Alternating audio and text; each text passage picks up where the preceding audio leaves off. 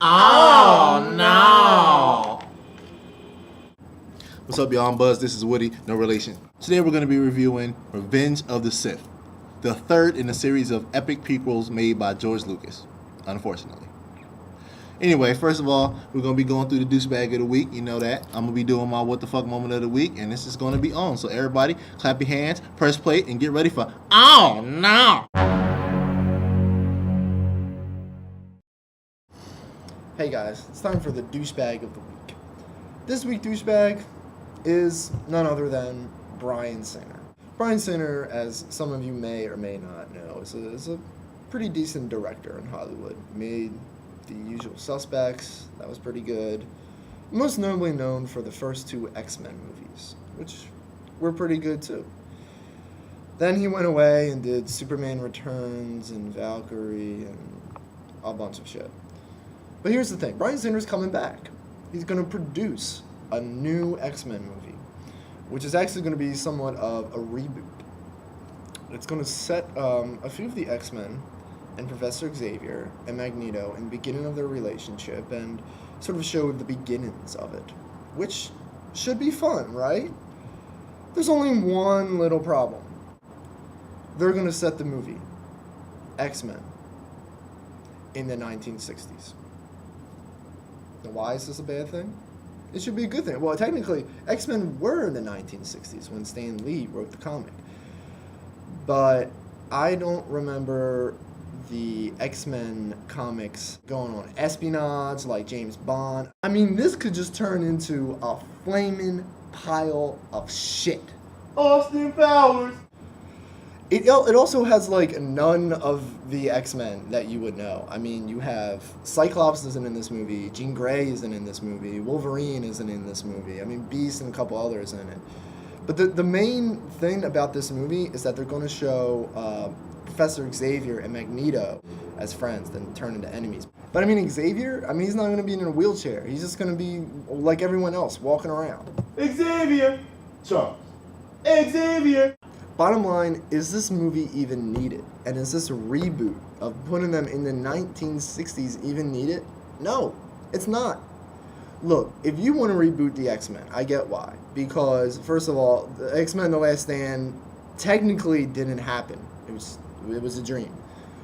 But X-Men The Last Stand also pretty much made it almost impossible to make an X-Men 4. And with all of the stars like Hugh Jackman and Halle Berry and Anna Paquin having other careers now, you're probably not going to get them back to do an X-Men 4.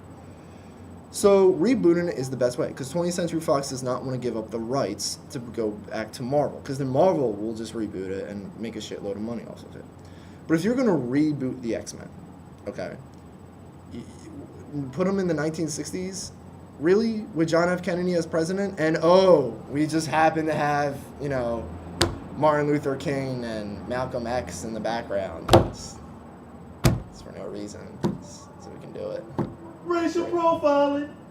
And this was all the brainchild of Bryan Singer. This is how he's gonna reboot the X-Men. This is how you're gonna make up for X-Men The Last Stand. Yeah, I know he didn't direct it, but he left to do Superman Returns. This motherfucker needs to make up for both. He needs to make up for not directing X-Men 3, and he needs to make up for Superman Returns, because I don't know what that was. Superman's a stalker, and you know what? No, I'm going to stop now, because I'm just going to get in a rant about Superman Returns, and it's just horrible. Here's the bottom line. Bryan Singer, you are a douchebag.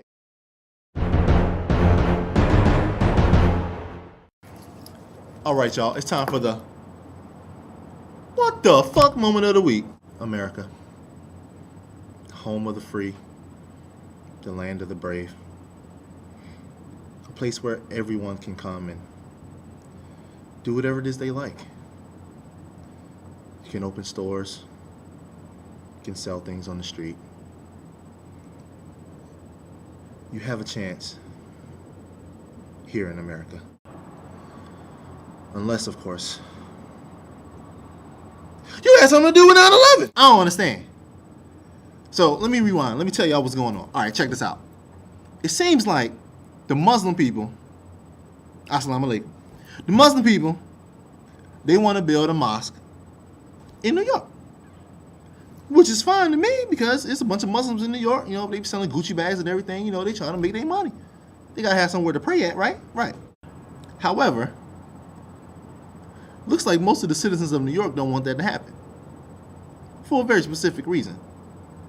They want to build a mosque 2 blocks over from ground zero. Yes, that ground zero.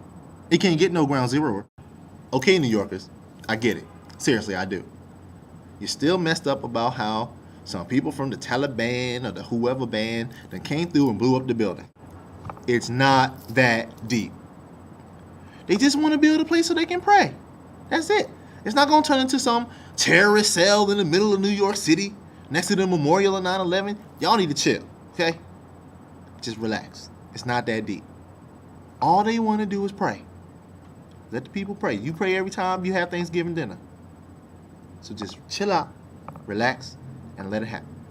I don't see what the big deal is. I don't even know why this is on the news. It shouldn't even be on the news. You want to build it? Build a building. You want to build it? Build a building. You want to pray? You go pray. It's just real simple. I don't understand. I need somebody from New York to click right here on the little bottom of the screen, leave a comment. I need to know what's wrong with some Muslim people building a mosque 2 blocks over from ground zero. That was 9 years ago. It's over. They making new comic books about it. It's done. It's over. Relax. Chill. Rest in peace. What the fuck?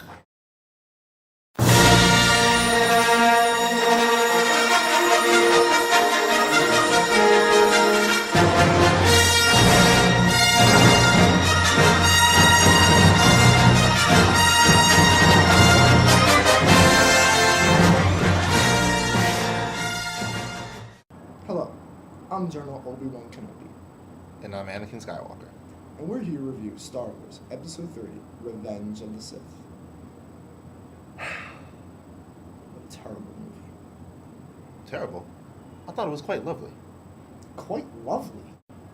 It shows the fall of a hero. Very tragic. What was tragic was the entire script. Look, you don't have to listen to Obi-Wan's review. He's just jealous because the prequel trilogy didn't center on him.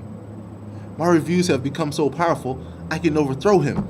Make the reviews the way I want to be. Anakin, have you lost your mind? This is a two-man review. I don't want to hear any more about your reviews about this movie. The critics turned against me. Don't you turn against me. Anakin, I'm just saying there are flaws in this movie. You with those critics, aren't you? You came here to kill me! Here's the review. The only review you need to know. Let it go, Anakin. Let it go. You will not steal this review from me. Your anger and lust for power have already done that. You've allowed this dark lord to twist your mind so that now you become the one thing you swore to fight against. Now you're praising a bad movie. This review will show that Revenge of the Sith brought peace, justice, and satisfaction to my Star Wars universe. Your Star Wars universe? If you are not with me, then you are my enemy.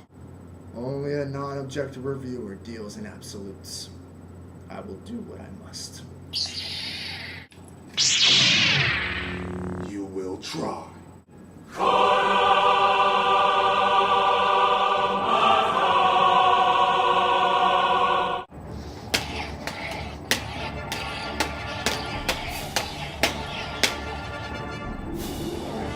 I have failed you, Anakin. I have failed you. I should have known you were trying to take over this review. Anakin, George Lucas is evil. This movie was horrible. From my point of view, George Lucas is the genius, and this movie is the best one in the saga. Well, then you are lost. This is the end for your reviews.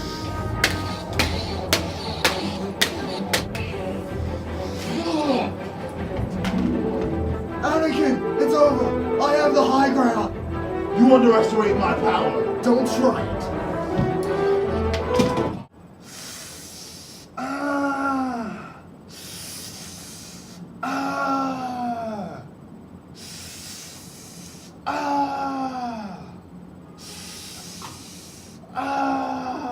You were my co-host.